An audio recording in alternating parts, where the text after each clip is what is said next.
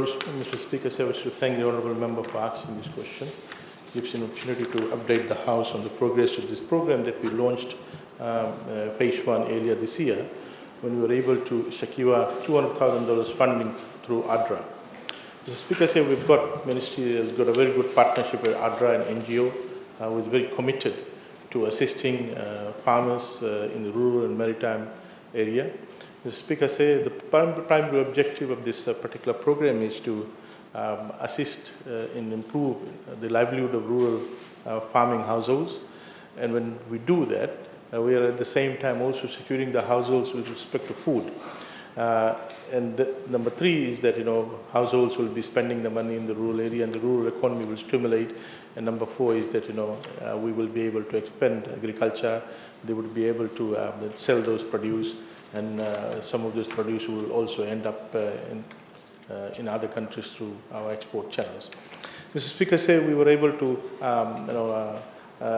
register 1,000 farmers who, some of them basically in the process of closing off their payments this week. So 1,000 farmers in phase 1 received $200 each. That $200 was paid in 2 tranches.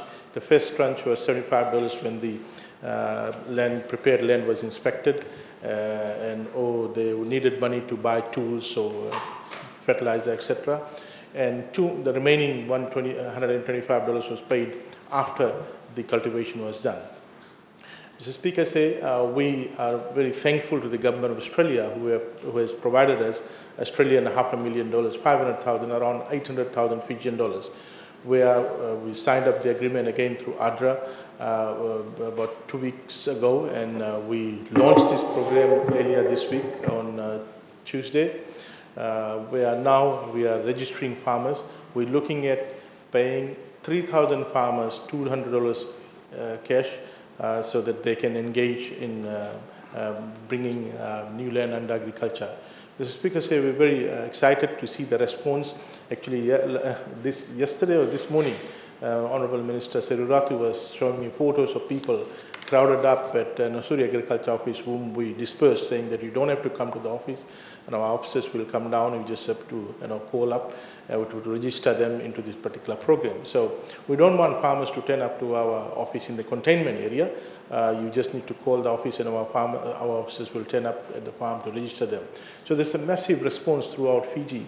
In fact, based on the population data that we have, population number of farmers, we have divided that, so this 3,000, so that farmers in every area get an opportunity. Every area get an opportunity.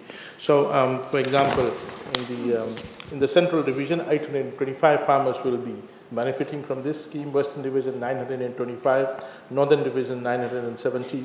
In the Eastern Division, 280. Mr. Speaker, we're looking at making the first tranche payment to the farmers in 2 to 3 weeks' time. As soon as our officers visit their farm and inspect it, and then finally the final payment should be done probably in 4 to 5, 6 weeks' time.